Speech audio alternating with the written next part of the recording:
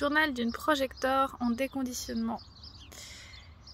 Je me lance dans cette vidéo, je sais pas trop bien pourquoi encore, je sais que j'ai besoin de parler, il y a plein de choses que je vis en ce moment qui sont compliquées, je me sens coincée dans de l'amertume depuis un sacré bout de temps et en même temps je me retrouve dans une situation financièrement compliquée où du coup il y a beaucoup de peur qui ressort en sachant que du coup la peur c'est ma motivation dans mon design. Du coup je vais utiliser cette vidéo pour un peu m'entendre parler. Je suis projecteur avec autorité projetée du soi, donc en fait de m'entendre parler et certainement aussi de me voir en vidéo, ça m'apportera quelque chose parce que du coup je sais que c'est dans le ton de ma voix que j'entends en fait ce qui est juste pour moi, et puis je sais que ça se voit aussi au niveau de mon corps, de mon énergie, donc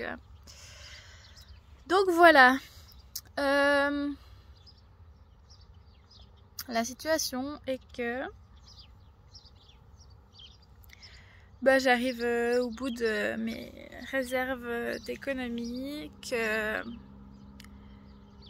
j'ai une voiture à acheter parce que la mienne m'a lâché, que j'ai mon site internet à payer, que j'ai ma fille une partie du temps et que actuellement concrètement j'ai pas de clients en coaching. J'ai mon papounet qui vient se faire coacher. Je lui ai proposé de venir tester ça. Ça fait plusieurs fois qu'on revenait sur les mêmes sujets et puis du coup ça c'est chouette.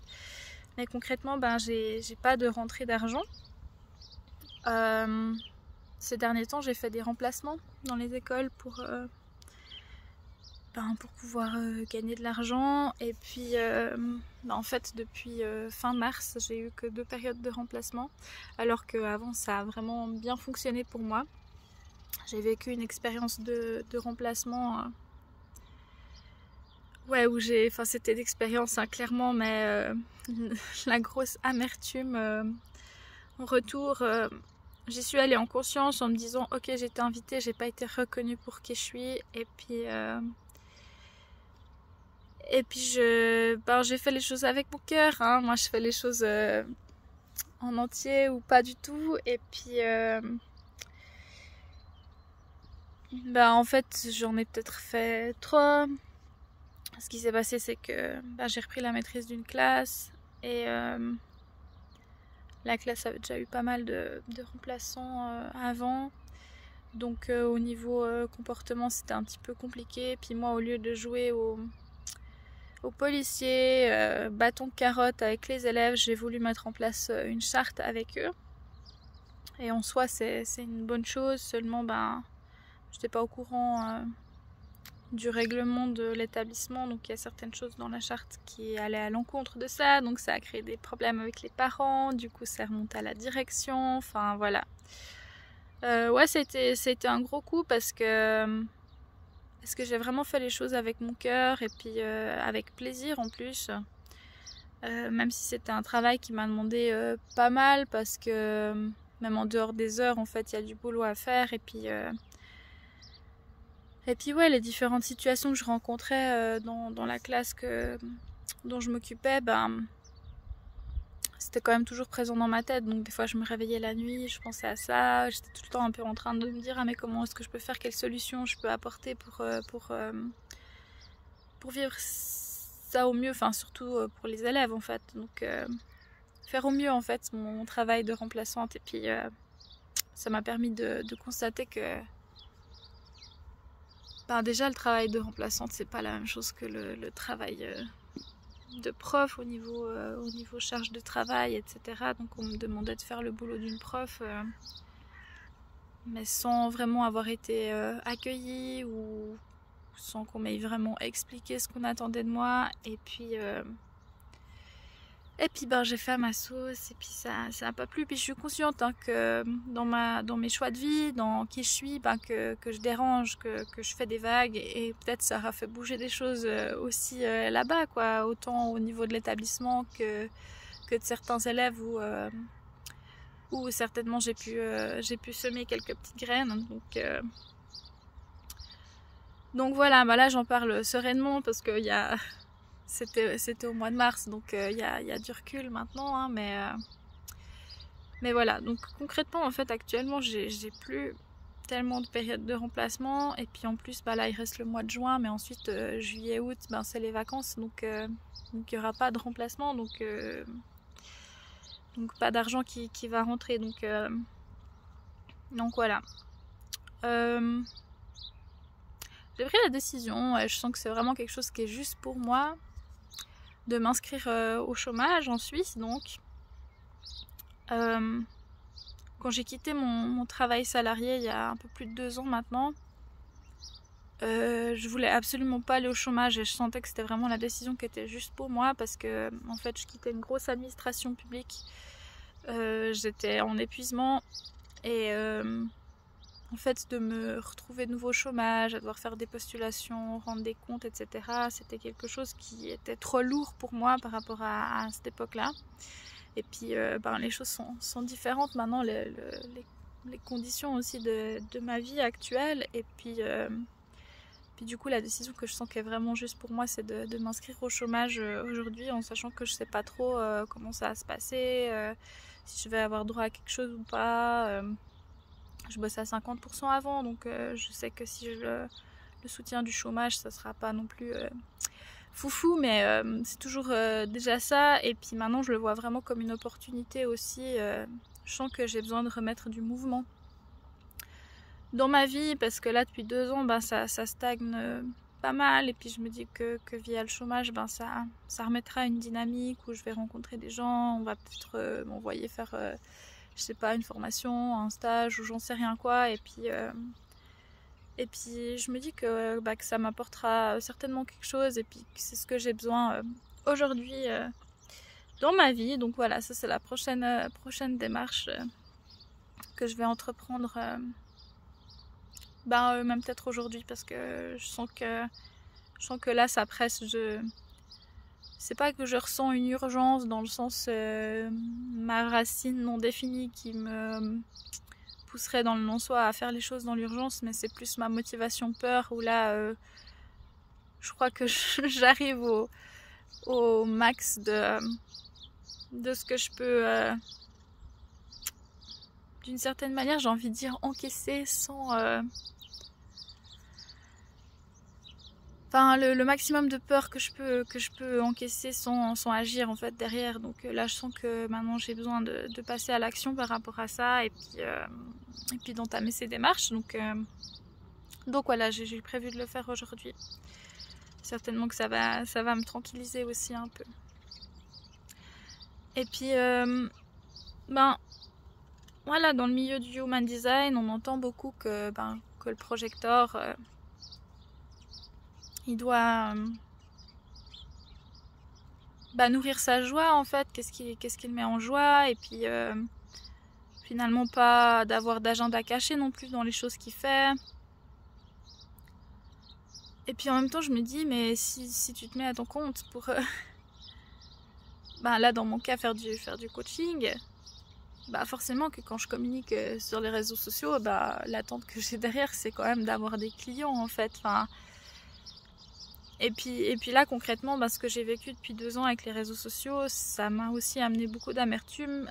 J'avais suivi une formation pour apprendre à utiliser Instagram avec quelqu'un qui est générateur, et puis en fait je suis partie tête baissée là-dedans, dans quelque chose en fait qui n'était pas adapté à qui je suis. Et puis j'ai constaté que quand je vis des grosses amertumes, comme pour le cas d'Instagram ou pour le cas de ce remplacement dont j'ai parlé, mon réflexe c'est un peu de tout couper pour me protéger un peu de cette amertume. Peut-être que je la vis du coup pas pleinement, mais en même temps c'est comme si elle est un peu tout le temps là autour de moi quoi. Et je parlais de la joie tout à l'heure, j'ai de la peine à trouver qu'est-ce qui me met en joie en fait. J'ai jamais vraiment eu de passion depuis que je suis petite. Et puis hier j'ai eu une discussion avec mon chéri, et je me rends compte que cette joie, c'est pas forcément dans des grosses choses qu'on la trouve, mais dans des petits trucs du quotidien. j'avais mis pause parce qu'il y a une voiture qui passait, je voulais pas que ça fasse trop de bruit pour vous. Et puis que typiquement, passer une soirée sur le balcon avec lui, à discuter, à créer un truc sur la plancha, etc. C'est dans ces petites choses simples de la vie que je trouve de la joie. On est parti là une semaine en vacances. Je me réjouissais et franchement on a vécu des moments vraiment cool quoi. Et en même temps j'ai été très observatrice de moi et de comment je me sentais dans mon corps. Et puis déjà le fait d'arriver dans un autre pays avec tout à découvrir, une autre langue, je me suis rendu compte que j'étais très très vite en surstimulation, que genre limite j'étais un trop-plein qui m'empêchait même de réfléchir et de raisonner de manière zen quoi. Donc j'ai besoin un peu de temps aussi pour atterrir. Et puis ensuite forcément en vacances on a envie de découvrir des choses, de profiter en fait, de découvrir toutes ces choses qu'on n'a pas chez nous. Et puis avec mon rythme de projecteur, mes besoins aussi de calme, de solitude, ça faisait vite trop en fait. Du coup ouais, j'avais pas mal de fatigue et pas mal de stress. Et en fait je l'ai vraiment constaté en rentrant en Suisse, parce que le fait d'arriver en Suisse, j'ai tout mon système nerveux qui s'est détendu par rapport à ça, où finalement des petits moments comme hier soir sur le balcon, ou même posé dans le canapé à regarder une série, je les savoure d'autant plus. Donc voilà, je me dis que si je repars en vacances une fois, j'aurais besoin de partir sur une plus longue durée, histoire de pouvoir vraiment bien atterrir, faire les choses par petites touches. Et puis voilà, après mon chéri il est chou, il est conscient aussi de mes besoins, donc il m'a aussi laissé beaucoup de temps seul. Enfin, je suis restée plus aussi dans les chambres qu'on louait, parce que j'avais vraiment besoin. C'est ce qui me permettait aussi de repartir à la découverte avec lui quoi. J'avais envie aussi de parler de la suradaptation. Je sais pas si c'est quelque chose que tu connais, mais moi depuis que je suis petite, je me suis construite en me suradaptant, c'est-à-dire en essayant toujours de m'adapter à ce que je pensais qu'étaient les attentes des autres envers moi, que ce soit mes parents ou à l'école, après dans le milieu professionnel, un peu dans toutes mes relations en fait. Et du coup, ça fait que l'objectif de cette suradaptation, c'est de survivre finalement. Et puis, d'une certaine manière, pour moi, c'était de m'assurer de garder le lien avec les gens. Et puis, petit à petit, je me suis rendu compte que c'était complètement fake, que les liens que j'avais avec les gens étaient du coup pas authentiques, parce que basés sur quelqu'un que je ne suis pas en fait. Mais quand c'est quelque chose d'ancré depuis tellement d'années, finalement c'était mon fonctionnement. Et ça m'a pris du temps, et je suis toujours en travail par rapport à ça, de me reconstruire en fonction de qui je suis, et de sortir de cette suradaptation. Donc actuellement c'est fait pour une bonne partie, mais il y a certains points de ma vie où j'ai quand même besoin de rester vigilante par rapport à ça. Donc ouais, si je récapitule, la suradaptation pour moi en tout cas, ça a été vraiment d'essayer de me conformer à ce qu'on attendait de moi. Et puis ça a amené finalement à lisser complètement ma personnalité, et puis à même l'étouffer en fait. Et du coup de pas être moi-même. Mais au moment où je me suis rendu compte de ça, en fait je savais pas qui c'était être moi-même. Donc après c'est tout un chemin de retourner à la rencontre de soi. Et puis je te parle de ça parce que le soir où je suis rentrée de vacances, justement, j'ai vraiment une prise de conscience par rapport à ça. Je sais même plus comment c'est venu, mais je me suis rendu compte que cette suradaptation, elle a commencé vraiment très très petite, quand j'ai commencé à me rendre compte que il y avait des gens qui m'aimaient pas. En fait, quand j'étais petite, je pensais que tout le monde allait m'aimer, puis que tout le monde devait m'aimer, puis que c'était normal en fait, parce que j'étais quelqu'un d'incroyable. Et puis en fait, les premières expériences que j'ai eues où ça collait pas avec cette croyance que j'avais, ou voilà, cette façon de voir que j'avais, c'est là que j'ai commencé à me suradapter pour qu'on m'aime. Mais du coup, ça crée des gros tiraillements parce qu'on peut pas... ça demande beaucoup d'adaptation dans le sens où peut-être pour s'adapter à une personne, faut faire rouge, puis pour une autre, faut faire bleu. Donc en fait, faut réussir à être rouge et bleu en même temps. Donc ça demande énormément de... Ça prend de l'énergie en fait. Ça prend vraiment de l'énergie d'être quelqu'un qu'on n'est pas et puis en même temps de montrer qui on est vraiment.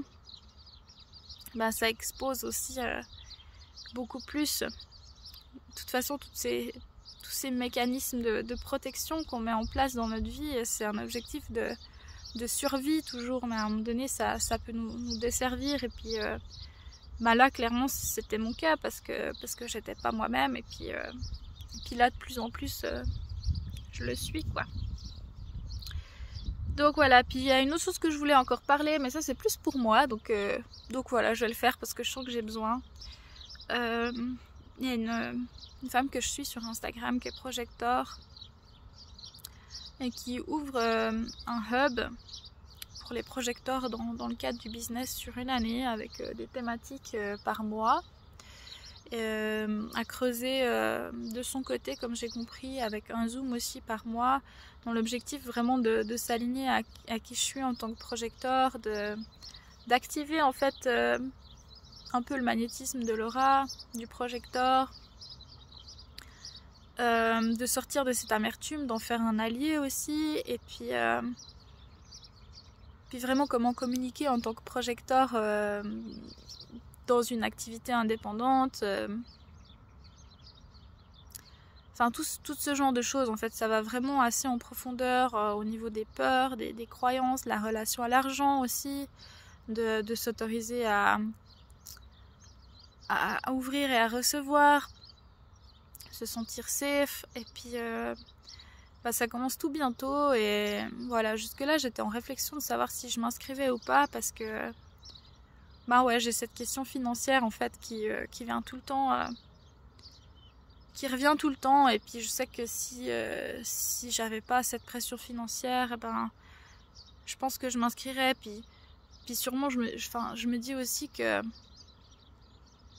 est-ce que c'est vraiment juste pour moi de prendre cette décision en fait. J'ai vraiment envie de réussir à suivre mon autorité maintenant pour ce genre de décision. Ça fait un moment que je m'y reconnecte et que j'arrive de mieux en mieux à l'écouter. Donc voilà. Je pense que si je m'inscris, ça me mettrait dans une bonne dynamique, disons, pour me reconnecter à moi. Et je pense que ça me mettrait en joie. Donc voilà. C'est cool parce que je sais pas, là ça se voit pas avec mes lunettes, mais ça me touche parce que je me rends compte que ça me mettrait en joie et que ce sera un moyen de me choisir moi, donc je pense que je vais m'inscrire. C'est en anglais, donc une difficulté de plus, mais je m'en sors bien en anglais, donc voilà. Je vais m'arrêter là pour aujourd'hui. Je suis contente d'avoir fait cette vidéo pour moi parce que je me rends compte que je me sens vraiment plus légère, le fait d'avoir extériorisé tout ça verbalement. Quand je me suis posée là sur ce banc, je sentais ce matin que ça coinçait ici, qu'en fait j'étais dans une amertume pas forcément prononcée, mais quand même là en fait je la sentais vraiment. Et puis là je me sens plus légère en fait d'avoir fait cette vidéo, donc voilà, merci à moi d'avoir écouté mon besoin par rapport à ça, et puis belle journée à tous.